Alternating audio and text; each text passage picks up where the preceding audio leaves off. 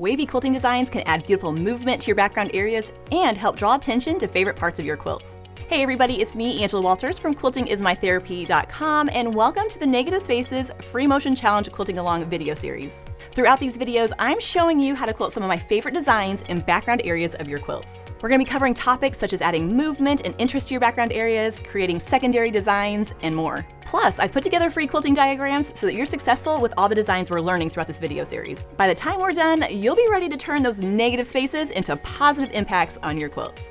And if you'd like to quilt along with me on the exclusive panel I designed for the challenge, you can check that out by clicking the link in the description box below. While not required to participate in the Free Motion Challenge Quilting Along, I think it'll help you be successful with the designs that we're learning. In this video, we're going to talk about adding movement to the background area using wavy line designs. Using designs like this can help add that beautiful texture and movement, helping to draw your attention to your favorite blocks or areas of your quilt. I'm going to show you how to quilt two of my favorite wavy designs, the Wavy design and the OG design. I'm going to show you how the designs go together, and I'm going to demonstrate it on a sewing machine and a long arm quilting machine. I'm going to show you how to create your own variations, and we'll even talk about how to fill in irregularly shaped areas, such as the space between blocks. So let's get to it. First up, let me show you how to quilt the Wavy design. I'm going to start by quilting a wavy line from one edge of the area to the other. This line doesn't have to be super wavy, just give it a little bit of movement and work your way to the other side.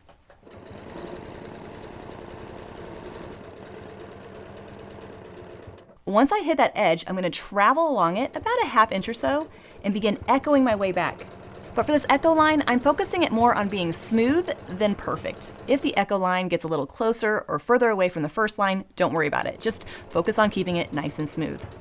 As I'm echoing my way back, at a random point, I'm going to run that echo line into the previously quilted one, almost like it's reaching over and touching it. From that point, I'm going to head back in the direction I just came from, resuming my echoing. What that's going to do is create a little bit of texture where those lines get closer together. And this is what gives the wavy design its beautiful look. Now when I'm quilting that line so that it touches the previous one, I'm trying to quilt it so that it looks like it's merging into it. That way, when I echo my way back out and head the other direction, I'm just going to have that nice smooth look. Now from this point, you can echo your way all the way back to the side, or you can run into the line again, creating another little touch. And then bounce back and head the opposite direction until you get something kind of like that.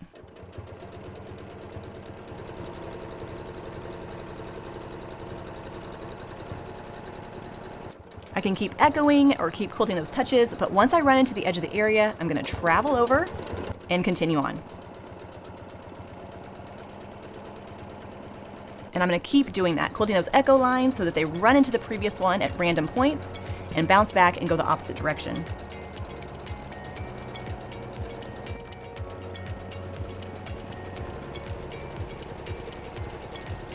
Depending on your quilting style, your wavy design might have more touches or it might have less. It really doesn't matter. Just make sure you fill in that whole area as completely as possible and it's going to look great. Try not to worry so much about making those lines perfect. Instead, focus on filling in that area as much as possible. I know I say it all the time, but I think people will notice a gap in the quilting before they notice an error. So just make sure the whole area is filled in and it's going to look great. Probably one of the most common frustrations with this design is I see a lot of quilters make the original line a little too straight. I want that line to be nice and wavy. When it flattens out, it can be kind of hard to know where to run into that line and it can just kind of look weird. Now, of course, if that's happened to you, don't worry about it. Just keep on going, filling in that area.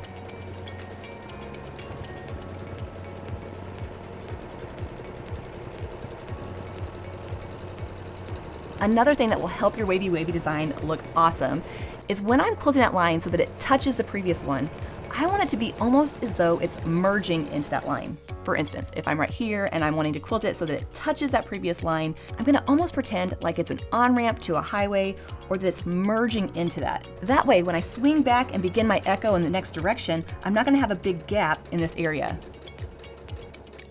Now, even though I say these lines are touching, or I'm quilting them so that they run into that previously quilted line, if you're struggling with getting those touches to end exactly on the previously quilted line, I would rather stop short than cross over. I just think it looks less like a mistake than crossing over that line.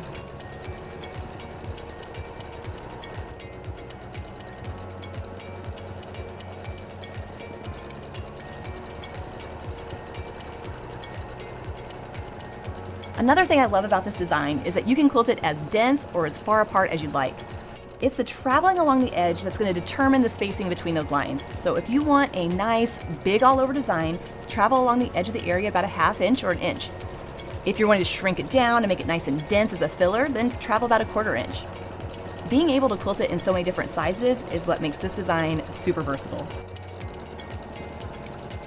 I prefer quilting this design in a vertical motion. I just feel like it helps me get into the groove of the quilting. But one of the drawbacks is depending on which direction I'm heading, it can be hard to see the previously quilted line. If you find that's tripping you up, you can try quilting horizontally. That way you can see the previously quilted line a little easier. It really just depends on your preferences. So try it both ways and see if there's one you like better.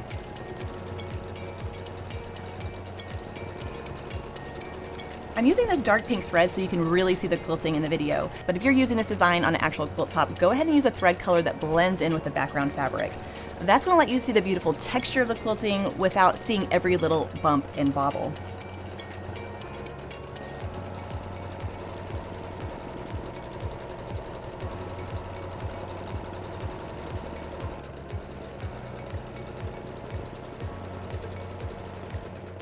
And there you can see that beautiful wavy design. I love how it gives the quilting a sense of movement, adds a beautiful texture, and it's really a great design for all sorts of spaces. Now, if you're watching me quilt this design and you're like, no thank you, that doesn't look like very much fun, I do have a slightly different variation that you might find easier. In this example, I'm still gonna quilt a wavy line from one side of the area to the other.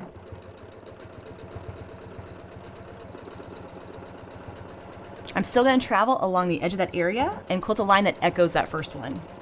And just like we saw with the wavy design, at some random point I'm going to run it into the previously quilted line.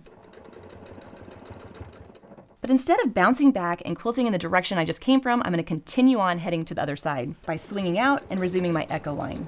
Doing that gives me that beautiful look of texture, but also makes it where I don't have to quilt in two different directions. And then, once I get to the edge of the area, I'm going to travel along the side and resume echoing. Quilting that wavy line that echoes the previously quilted line, and at random points, just running it into the previous one and continuing on. And just like we saw with the wavy design, your quilting might have more touches, it might have less touches. Either way is fine, as long as that whole area is filled in. And no matter which variation of this design you're quilting, be sure to reposition your hands often. When you're quilting on a sewing machine, you have your most control when your hands are on either side of the needle. Sometimes I get to quilting and I don't want to reposition my hands, and I might find my hands back here when they really need to be right there. So make sure you pause and reposition your hands. It may feel weird at first, but you're going to be much happier with your quilting if you do that. Now, once you get the hang of quilting those wavy lines and breathing at the same time, one other thing you can do to make your quilting look even better is to vary the points where they touch. That means I'm not going to have all my touches happen at one point of the line. I'm going to kind of move it around so it has a random kind of overall look.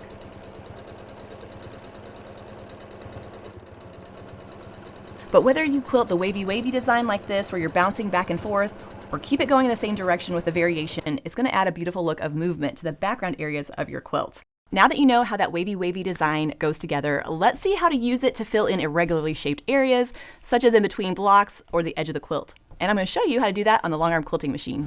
Using this design in irregularly shaped areas is the same. The only difference is that the edges aren't necessarily straight up and down. So I'm going to quilt a wavy line from one side of the area to the other, traveling along the edge, and then echoing the first one. And as we saw earlier, I'm randomly quilting that line so that it runs into the line above, then continuing back in the other direction. Now, as I do that, I'm making sure that the whole thing is filled in as consistently as possible. I don't want any big unquilted gaps with this design. And as I travel along those edges, I'm going to definitely use a ruler to help keep it straight, especially when they're diagonal lines. The size of that background area changes as I work my way down the quilt, but the way I quilt the design stays the same.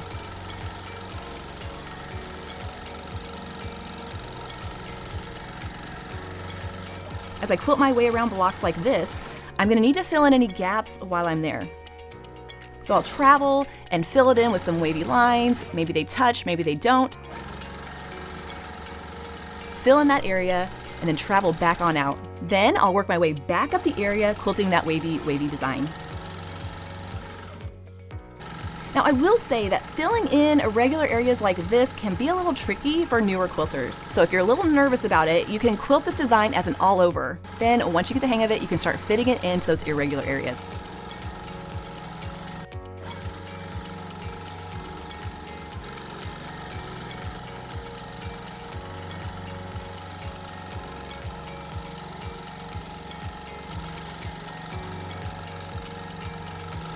Even if it seems a little daunting to fill in those areas as you're quilting, I promise that once you're finished and you step back, all you're going to see is that beautiful texture and movement that really highlights the blocks in your quilt. This next design also uses wavy lines to add beautiful movement to the background areas of your quilt. The difference is we're going to break them up a little bit and fill in between them with arcs to create a different texture. So just as we saw with the wavy design, I'm going to go from one edge of my area to the other edge, quilting a nice wavy line. Once I get to the edge of the area, I'm going to travel about a ½ inch or so and echo the line back to the other side. And just for fun, I'm going to travel and echo it again to make a grouping of those 3 wavy lines.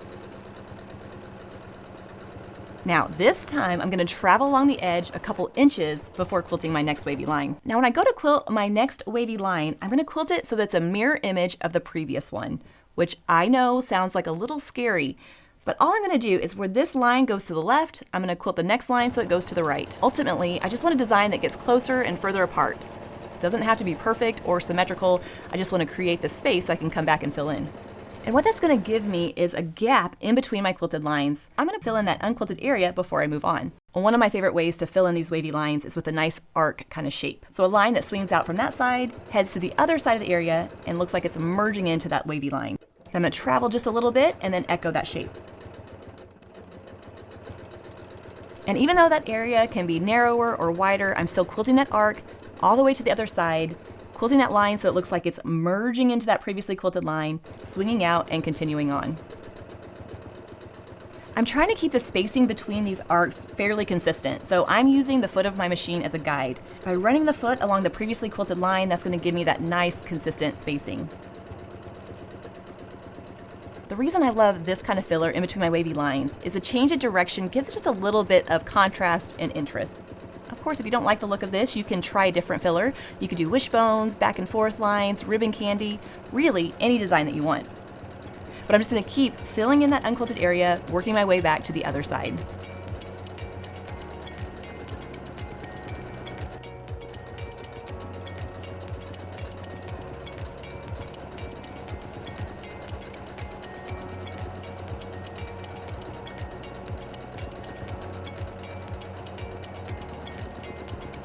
Once I work my way to the edge of the area, I'm going to travel and resume quilting those echoed wavy lines. I like quilting my wavy lines so that they're groups in 3. If you wanted to, you could add more or less echo lines just depending on how comfortable you are with it. And once I've decided that's enough of those wavy lines, I'm going to travel along the edge and quilt that wavy line that mirrors the previous one. Again, just quilting a line that gets closer and further apart. Now, even though I like to fill in my area as I go, you don't have to do that. If you'd like, you can quilt all your wavy lines first and then go back and fill in between them, or you can use a marking pen to kind of mark out those wavy lines and then echo and fill them in.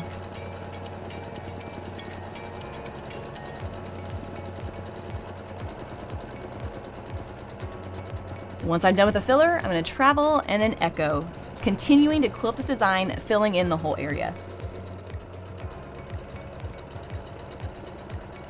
I just love how it lets me take bigger background areas and break them up into little chunks to make them a little bit more manageable to quilt.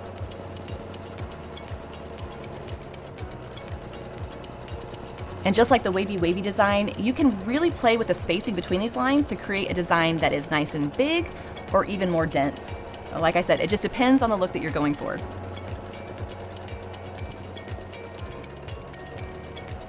Once you fill in that whole area, all you see is that beautiful texture that adds movement to the backgrounds of your quilt. Now, let's see how to quilt that OG design on a long arm.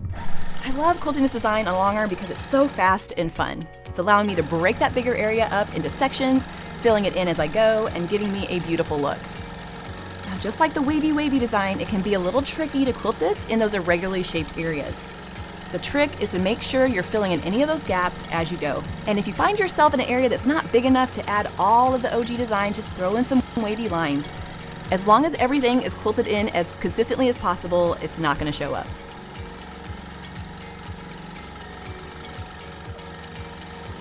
Not only is this a beautiful design, it's also really easy to switch up to create different variations. Instead of quilting your wavy lines so that they mirror each other, you can quilt them so that they echo each other with a gap in between. And you can try experimenting with different fillers to create different effects. Try some wishbones, try some back and forth lines. Really anything that will help you fill in the area and end up on the opposite side. Now the great thing about quilting designs is that we don't have to commit to using one over the whole area. For an easier option, you can quilt just a couple sections of that OG and then fill in the rest of the area with a different design. I'm using the Wavy design just because we've learned it, but you can use any design that you feel comfortable quilting. The main thing to remember is that you can adjust these designs to fit your preferences. You don't have to commit to using one over the whole area. You can switch it up with fillers that you prefer. Really, it's whatever makes you feel comfortable. So whether you quilt the Wavy design to add a beautiful texture to your background, or use that OG design to break up that background area into more manageable chunks, either one is going to look amazing on your quilts. So now it's your turn. If you're quilting along with me on the custom panel I designed for the challenge, fill in the areas highlighted in red with your favorite wavy line designs. For an easier option, you can quilt those wavy lines so they go right over that star block. For a little bit more of a challenge, quilt those wavy designs so they fill in the area around the blocks. Either way, it's gonna look great. And as always, I put together free quilting diagrams to help you be successful with the designs that we're learning. If you want a little bit more help, need a little bit more in-depth resource, you can check out the expanded resource PDF with even more pages, even more diagrams, even more tips. To find out the information about both of those, just click the link in the description box below or visit quiltingismytherapy.com. And I'll be back soon with the next video in the series where we're gonna learn how changing up the scale or size of the design can create some really cool effects. Until then, everybody, happy quilting.